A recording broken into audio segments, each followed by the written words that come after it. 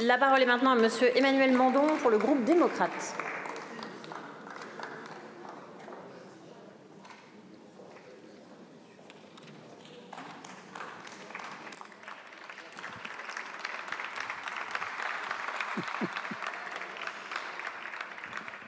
Madame la Présidente, Monsieur le Garde des Sceaux, Monsieur le Président de la Commission des lois, Messieurs les rapporteurs, mes chers collègues, la réussite des deux CMP sur les projets de loi qui portent la réforme de la justice est en elle-même une source de satisfaction pour le groupe démocrate.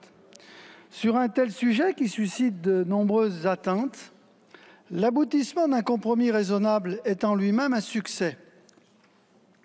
L'aboutissement d'un compromis, oui, d'un vrai compromis raisonnable, et qui est lui-même donc lui aussi un succès, l'abondante discussion à laquelle a donné lieu l'examen des dispositions relatives à la procédure pénale, avant même toute recodification, est un bon exemple du résultat d'une volonté de compromis, je le disais, entre efficacité de la riposte pénale et garantie des libertés publiques. En vous engageant dans la voie de la réforme, vous n'avez pas choisi la voie de la facilité.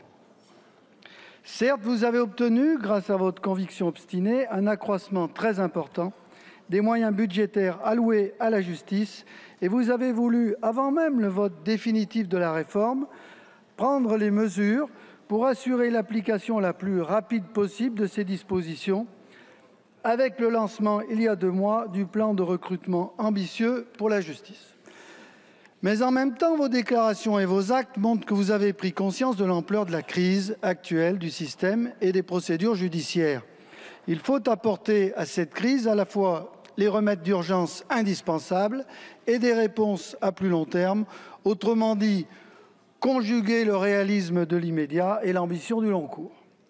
Dans la conduite de la réforme, cela demandait un dosage politique délicat dont il fallait assurer le respect non seulement dans la formulation du texte initial, mais aussi dans les évolutions qu'il allait connaître jusqu'à la fin de la procédure parlementaire.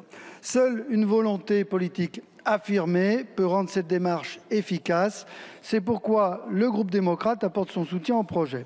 Nous saluons positivement les dispositions adoptées pour accroître rapidement le nombre des magistrats, tant du siège que du parquet, par l'institution, par le biais de procédures de recrutement exceptionnelles. Nous vous faisons confiance en cela pour prendre les dispositions appropriées afin de garantir effectivement la qualité de ces recrutements. Nous notons également de façon plus durable l'arrivée de la notion d'évaluation pour la désignation des chefs de juridiction, en rappelant cependant que la première qualité que les citoyens attendent des magistrats dans leur ensemble est l'aptitude à bien juger et à juger équitablement. Nous approuvons la reconnaissance par la loi de l'équipe qui entoure les magistrats avec les attachés de justice et les assistants spécialisés, dont le texte nouveau consacre et définit les tâches. Mais il ne faut pas oublier les greffiers, dont le rôle est indispensable à la bonne marche de l'institution judiciaire.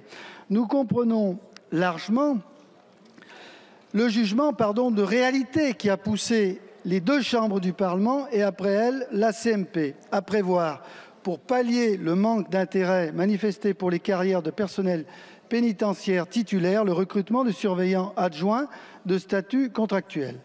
La continuité de pratique du service public, nous l'espérons, y trouvera son compte. Le projet de loi faisant également droit à la stabilité statutaire, importante pour une fonction régalienne, avec l'instauration de passerelles vers les emplois de personnel titulaire.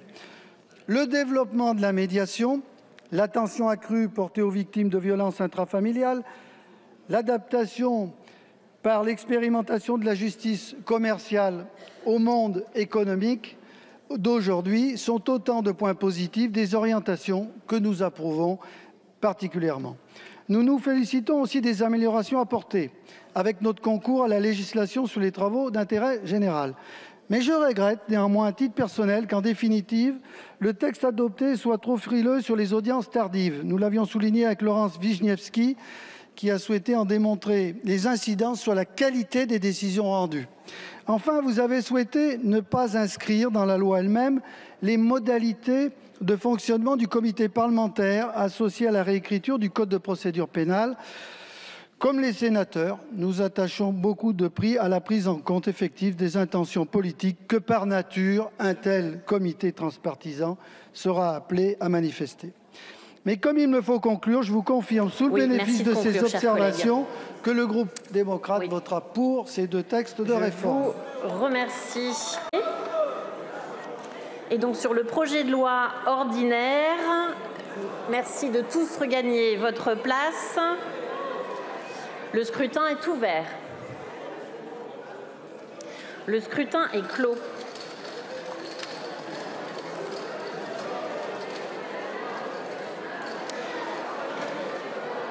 Mes chers collègues, s'il vous plaît, est-ce qu'on peut avoir le silence, s'il vous plaît? Donc votant 342, exprimé 318, majorité 160 pour 260 contre 58, l'Assemblée nationale a adopté.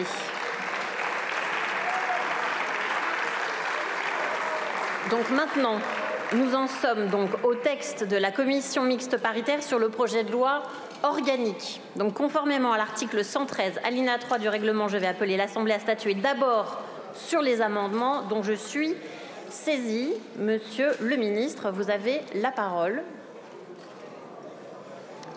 J'allais vous faire, Madame la Présidente, la même proposition que tout à l'heure. Je vous en prie. Présentation globale, sachant que là aussi il s'agit d'amendements de coordination rédactionnelle qu'ils ont été travaillés. Si vous en êtes d'accord, Madame la Présidente. Tout à fait, je ils vous seront remercie. défendus. Je vous remercie. L'avis de la commission favorable. Je vais donc mettre aux voix le premier qui est pour, qui est contre. Il est adopté. Le 2, même avis, même vote. Il est adopté. Le 3, même avis, même vote. Il est adopté. Je vais donc mettre aux voix le projet de loi organique tel qu'il est issu de la commission mixte paritaire modifié avec les amendements qui viennent donc d'être adoptés. Vous êtes tous à votre place. Le scrutin est ouvert. Le scrutin est clos.